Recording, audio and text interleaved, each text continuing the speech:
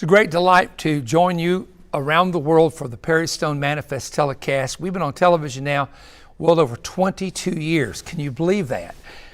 When we started, I was a little bit thinner with dark hair. And sometimes you'll see a program which goes back not a long time, but maybe a few years back, and my hair is black. So I just want you to know it's going to stay the color it is now for my dear friends who said, please keep it gray.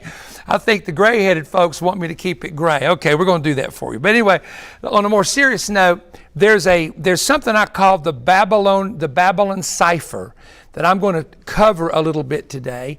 And I love the book of Daniel. When I was a young man, I was just in my teens, and I was starting in the ministry. One of the things I asked the Lord when I was 16 years of age was to give me the same spirit of understanding that he gave a young man in Babylon by the name of Daniel, who was probably 17 years of age when he was taken captive by Nebuchadnezzar's armies into the nation, the city of Babylon, which was at that time the headquarters of the Babylonian Empire. And I prayed that for years. And so I fell in love with the mysteries of the Bible. And I actually fell in love with Bible prophecy after going to Israel my very first time. I think it was about 1985 or 86. It's been a long time since that happened. But I want to focus on a book that a lot of people do not study. When we talk about prophecy, most prophecy preachers are in the four Gospels, the New Testament, pulling out some scriptures about ancient Israel being restored and the land being restored. But they skip Daniel because, let me tell you, Daniel can be a complicated book if you don't have somebody teaching to show you how all the symbolism comes together. So that's what we do. And we're going to have by the way, at the end of the program, a very special offer for you to help you understand this much better than probably maybe you do now. So, in the book of Daniel, it reveals this. Number one, it reveals the order of prophetic empires from Babylon all the way to the rise of the Roman Empire. The second thing the book does is it reveals the rise of the Antichrist Empire, very specifically as a little horn that rises and uproots 10 horns. That's a leader who uprules 3 leaders of 3 nations, Egypt, Libya, and Ethiopia, and then replaces them with his own leaders, and then 10 kings identified with the symbolism of 10 horns. Horns represent authority and power and leadership. Will align themselves with the Antichrist. And so this is this little image behind me. We'll go to that next week probably, but it has 10 toes, and those 10 toes represent 10 kings. And the beast has 10 horns. Those are the same 10 kings, and they arise at the end of days. They're not here yet. They're not organized under the Antichrist as yet. That happens in the future. Well, the book of Daniel also alludes to the tribulation, a time of trouble such as was not since there was a nation nor ever shall be. And it mentions time, times, and dividing a time. Now, that's a little complicated till you understand time is 1 year, times is double or 2 years. So we'll do this, 1 year, 2 years, and a dividing of time would be 6 months. So that's 3.5 years, which is found both in the book of Daniel and also in the book of Revelation as it relates to the amount of time the Antichrist will form the 8th and final kingdom. Now, another thing that Daniel indicates, and I love studying this, and sometimes during our prophetic summits, I'll delve into some of the teachings that you find in the book of Daniel relating to the kingdom of God. But Daniel also reveals in a vision that he had the kingdom of God and the saints of God that would come back to earth in the future to rule and reign with the Messiah. So let's go to the historical setting, a little bit of the book of Daniel to help give you a better understanding a little bit about the book itself. In the book of Daniel itself, we find what has happened is this, that there was an Assyrian empire. Under the Assyrian empire, the 12 tribes of Israel were scattered. The 10 northern tribes were taken captive and were literally scattered not only in Assyria but throughout the world. They're called the lost tribes of Israel. And 2 tribes remained in the land, Benjamin and Judah. Both of those 2 remained in the land, and their headquarters at that time, of course, was the city of Jerusalem. So Babylon, under King Nebuchadnezzar, defeated the Assyrians, and he actually became a leader of his own empire. So you had the Assyrian Empire and you have the Babylonians coming and swallowing up the territory of the Assyrian Empire. So the old Babylonian Empire, and I like to use the nations that exist today to help you understand the actual location, would be where Lebanon and Syria and Iraq connect. That's the ancient Babylonian Empire. And of course, the headquarters was a city that was built before Nebuchadnezzar, but Nebuchadnezzar came in and just expanded it and made it massive with hanging gardens and all these other things. And it would be known as Babylon, and the empire would be known as the Babylonian Empire. Now, what is interesting is that it would be the Babylonian Empire that would be the first empire to actually destroy the city of Jerusalem, destroy the temple, take the treasures of the Jewish temple back to Babylon, and then capture the Jewish people in Jerusalem and bringing them into captivity under his rule. We're speaking now under the rule of King Nebuchadnezzar, the king of Babylon. Now, the reason for the invasion of the Babylonians to come into Jerusalem and to defeat it and destroy it, number one, Babylon owed a debt, a very heavy financial debt, and by invading the temple and taking the gold and silver out, it increased their economic value, because it was a kingdom represented in Daniel chapter 2 on the image of Nebuchadnezzar's dream as a head of gold. And they had a lot of gold in ancient Babylon, especially the treasures of the temple that were carried away by the Babylonian armies that were predominantly made of gold. Isaiah predicted this invasion was coming after King Hezekiah showed the Babylonian men all the secret places of his palace and all the treasures of the temple. And this is what the prophet Isaiah said in Isaiah 39:6-7. Behold, the days come that all that is in your house and that which thy fathers had laid up in store until this day shall be carried to Babylon. Nothing shall be left, saith the Lord. And of thy sons that shall issue from you, which thou shalt begot, shall they take away. And they shall be eunuchs in the palace of the king of Babylon. Now, this is real interesting because I want to show you two historical aspects of Isaiah's prophecy. One is this: Nebuchadnezzar invaded 3 times the area. In 606 BC, then again in 598 BC, that's before the birth of Christ, and then in the third invasion is when he went into Jerusalem and took people in Jerusalem captive. Nebuchadnezzar took the temple vessels, which were worth, today they'd be worth hundreds and hundreds of millions of dollars, and he took them back to Babylon. This is found in 2 Kings 24:13, 2 Chronicles 36:10. Then it says that there would be young men that would be made eunuchs. Now, a eunuch was someone that they physically did something to so that they could not have sexual relations. Or a eunuch could be someone who chose never to be married and never to know a woman, but served many times in a palace or the palace of a king. So Nebuchadnezzar selected 4 young men from Judea to teach the Chaldean language to them so that they could communicate to the Jewish people. This was one of the assignments of 4 men. Now, they are named in the book of Daniel. They are Daniel, Hananiah, Mishael, Azariah, but they were renamed by Babylonians' names of Shadrach, Meshach, and Abednego. Now, it's interesting, and I want to point this out to you because I thought this was extremely fascinating, that if you look at the name Daniel, Daniel never used the name Belteshazzar, which was the Babylonian name that was given to him by the king. He used his name, I, Daniel. All through the book of Daniel, he uses Daniel, which is his Hebrew name. Now, the book of 2 Chronicles tells you why the captivity took place. And those who escaped from the sword he carried away to Babylon, where they became servants to him and his sons until the kingdom of Persia, to fulfill the word of the Lord by the mouth of Jeremiah, that the land had enjoyed her Sabbaths as long as she lay desolate. She kept Sabbath to fulfill 7 years. So what this talks about is there is a law in the book of Leviticus of Shemitah cycles. Every 50 year, there was to be no farming. Actually, the trumpets were blown on the 49th year, so the 50th year, no farming, the animals rested, and the land rested that entire year. Israel did not obey that. So Jeremiah 25:11 said, here's your problem.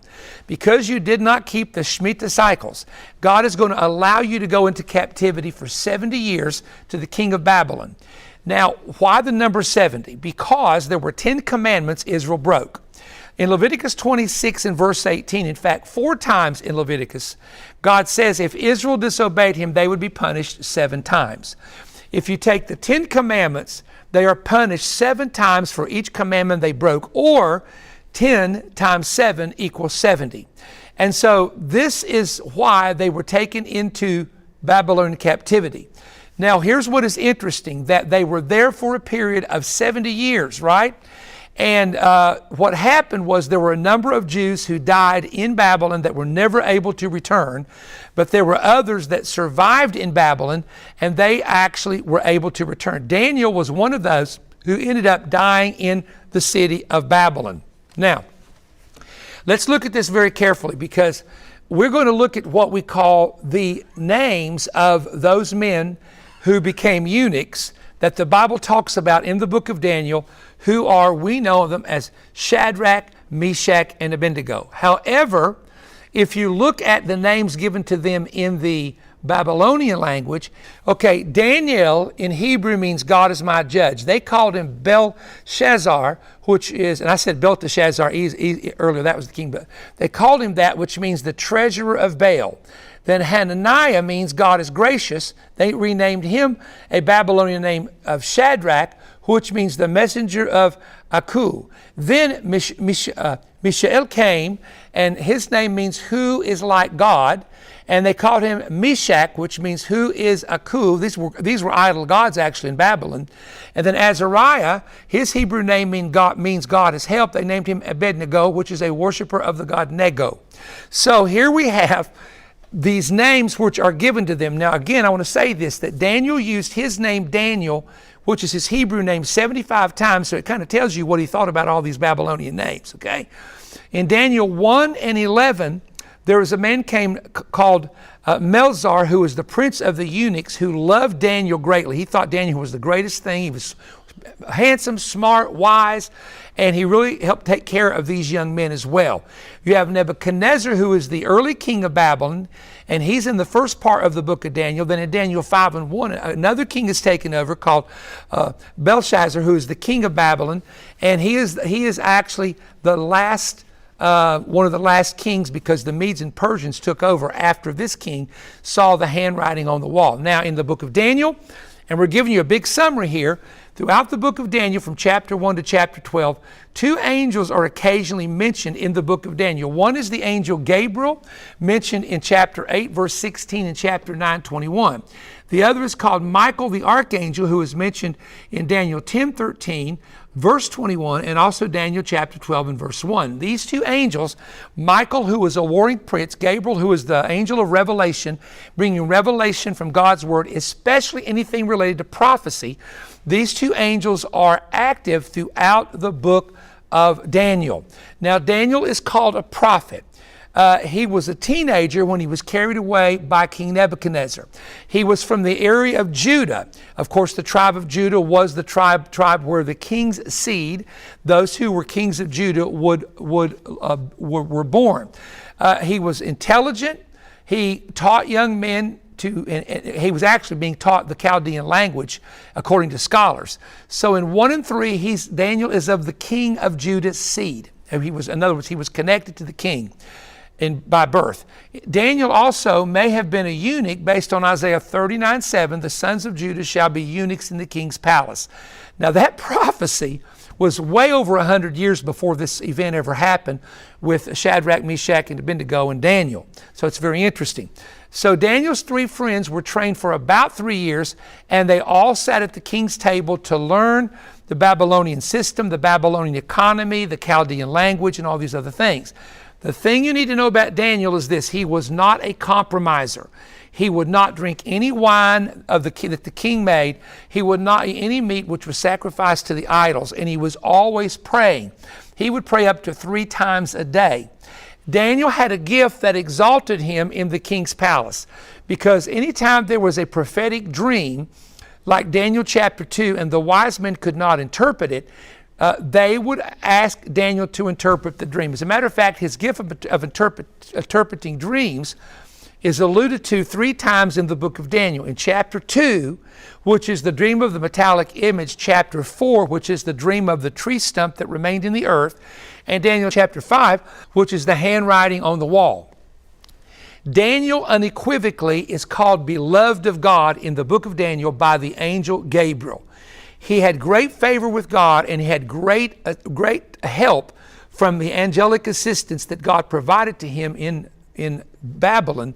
And you can read about that in Daniel chapter 8 and also chapter 9. Now, when it comes to the book of Daniel itself, here's what you need to know. Daniel actually was written in the early part up to chapter 2. 1 and 2 is written in Hebrew, and then it starts picking up midways into Aramaic, and it goes from Aramaic beginning in parts of chapter 2 to chapter 8. So it's written in 2 languages, Hebrew and Aramaic, all right? Daniel in his book deals with 7 prophetic time periods that begin with Babylon and end in the Great Tribulation period with the return of the Messiah, whose imagery is a stone coming cut out without hands, crashing down on the kingdoms of this world at the very end of time. The third thing is Daniel covers a period of 2,600 years of history from Babylon to the time of the end. Now, we're using that 2,600 years in a broad sense. So in other words, he will take you from the history of Babylon all the way to the time of the end when the Messiah returns. And this is why he's called an apocalyptic book. He definitely complements the book of Revelation, because John in Revelation uses some of the same symbolism that Daniel used in the book of Daniel. And Daniel wrote the book of Daniel hundreds, probably 600 years or more before the book of Revelation was written. Now, in the 12 chapters which are in the book of Daniel, there are 5 different chapters that relate to prophetic alignments and also to the time of the end. The first dream in chapter 2 is the metallic image, which we'll get into on the next program next week. The second dream is Daniel 4, which is a stump of brass with a band around it that is that remains in the earth. That is in a teaching I did, and we won't get into that in the program. Then in Daniel 7, the 4 great beasts arising from the great sea. That is the third vision. Then there is a vision in Daniel 8 of the he-goat and the ram, and how they battle one another, and they represent the leadership of 2 major empires of prophecy that have already been fulfilled. The 5th vision, which is very important to us today, is Daniel chapter 9, which is called the prophecy of the 70 weeks. And in the prophecy of 70 weeks in Daniel chapter 9, verse 27, the Antichrist confirms a covenant with many for 1 week, which is 7 years. But then in the midst of that week, or in the midst of the 7, after the first 3.5 years have ended, he comes in and makes the sacrifice to cease.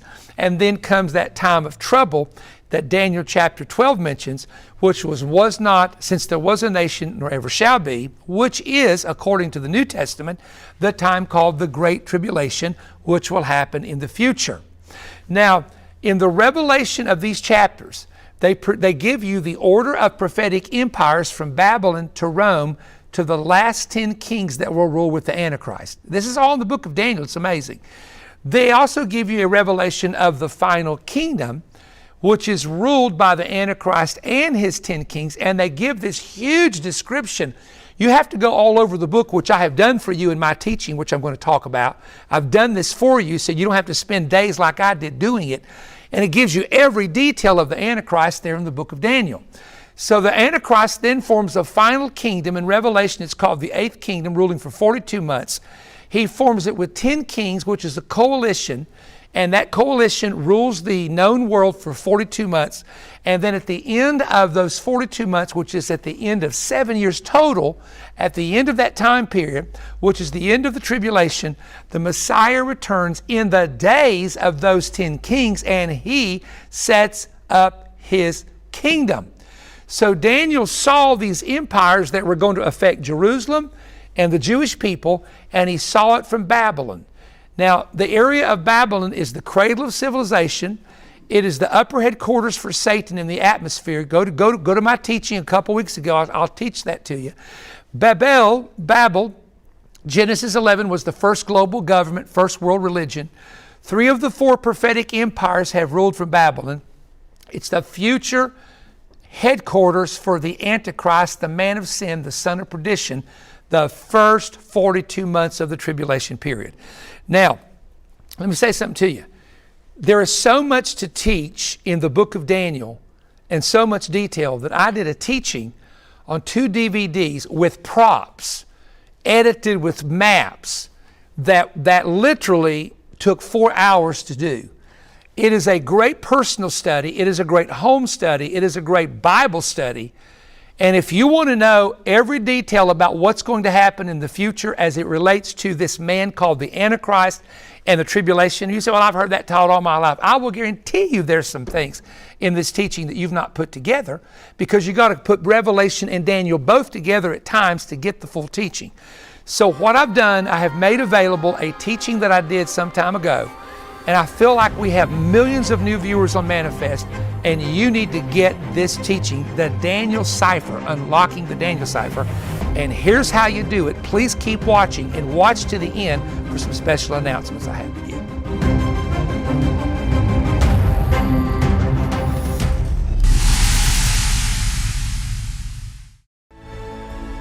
Does prophetic symbolism of beasts and horns confuse you?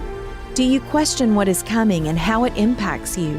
Perry's prophetic offer is a detailed teaching from the apocalyptic book of Daniel, Unsealing the Daniel Cipher, a 2-DVD, 4-hour prophetic series using maps, charts, graphics, and props, with numerous scriptures to illustrate this urgent right now teaching. Many of your complicated questions will be answered after viewing this series.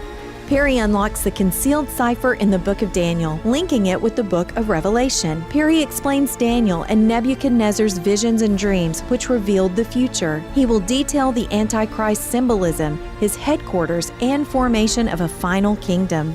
Perry also explains which nations will eventually fall and how frightened citizens will flee their country. He will list and expound upon numerous individual plots and plans of the future beast system. Learn the nations that will suffer the most when Daniel's visions are unsealed on the earth. Discover the identity of the 10 horns and the nations that unite as a dangerous force at the time of the end. Receive new understanding as Perry explains the meaning of specific Aramaic and Hebrew words. See how the West and East will be divided and how Islam and Christianity come into play. Understand how the Antichrist will arise from one of 4 nations as described in Daniel's vision. Perry explains the dream of the tree stump, which most ministers seldom teach. Discover these insights and so much more. This teaching is a spiritual investment into life-changing knowledge. The offer 2DV101 is available for a donation of $30 or more, which helps keep Manifest coming to you each week. Order now by calling 1-888-21-BREAD. That's 1-888-212-7323. Or go online to perrystone.org. You can also order the 2-DVD set by writing and sending a check to Perry Stone Ministries, P.O. Box 3595, Cleveland, Tennessee 37320. This entire teaching is also available as video on demand by visiting our website. We look forward to hearing from you today. Well, the offer that we're offering is Unlocking the Daniel Cipher. Man, this was an outline. You know, most of my outlines when I go to a conference with you are 4 pages. I mean, some of these outlines are 30, 40, 50 pages that I had to use when we taped this. We taped it in the studio, and we had all those really cool props. Cool's an old word, I know that. My daughter reminds me of that. She's 22. She's come up with a different word, Dad. But I'm old school. Everything's cool or not cool. And the content is very, very deep. It will answer a lot of questions that have been asked me over the years. So I designed these teachings to answer your questions that you have sent me in email and letters, and sometimes when I'm out eating with folks in person. Hey Perry, what about that? What does that verse mean? What do you think that word means, etc. So get this 4 hours of teaching and really enjoy it, and you're going to come back knowing something, and knowledge is going to be increased in your life. let me just share a few things with you that's very, very important. And that has to do with relationship to the Voice of Evangelism or the Perry Stone Ministries. We have been ministering now for about 47 years, going on 48 years. It really doesn't seem that long, but it has been that long. June the 22nd of this year, I will be 65 years of age. Someone asked me recently, when do you plan on retiring? And the answer is, I do not. My dad died at 78, but he had never retired. He was continuing to preach until he lost his eyesight and he was no longer able to travel because of his health. My intention is to be able, with God's help of course, to do more for God than I've ever done in my life. Now they tell you statistically that your life doesn't really begin, ready for this, till you're over 50 years of age. They also tell you statistically that the 60s, from about 60 to 70, is the best time of your life. You've raised your kids, you're enjoying your grandbabies, you're maybe borderline retiring, but you're still able to physically work. And this, if you're that age, many of our partners are, we want you to plan on coming to every conference you can, to drive into every place that you can and be with us. Now, when we go to places like Willis, Texas, I should say the Huntsville Church in Huntsville, Texas, we usually have a partners meeting in the afternoon, sometimes on a Saturday, sometimes on Sunday. When we come to Huntington, West Virginia, we have a partners meeting. Usually, if I'm not mistaken, I think we do that one either Saturday before the night service or Sunday. Sometimes we determine when we get there. When we go to places like Louisville, Kentucky, everybody knows we have, and I think that one might be Saturday, between the Saturday morning and Saturday night service, or before the Saturday night service, we have a partners meeting. And what that means is, if you're a partner of our ministry, we personally invite you to meet Pam and I. We sign books for you, because we don't do these book signings during the meeting because we don't have time. We've got to preach, eat, come back and preach. So if you partner with us, please remember, if you come to some of these locations where it's a weekend, we try to meet personally with those who are partners of our ministry. And so I want to thank all those who partner with Voice of Evangelism to get the gospel out around the world. We are on television in Romania, translated into Romania, in Russia, translated into Russian, in parts of the Ukraine. We are literally in Israel. We are literally all over the world. And many of you have made it possible. The second thing I appreciate is your prayers. And that means so much, and it's helped kept us going over these years. All right, real quick, let me just give you a couple places. 18th to the 21st of July, Evangel World Prayer Center in Louisville, Kentucky for our big conference there. Don't miss that one. And then we're coming to Life Church in Charleston, Arkansas, August the 4th. Family Faith Willis Campus and Family Faith Huntsville Campus, August the 16th, 17th, and 18th. perrystone.org. Look up the itinerary, and we hope to see you.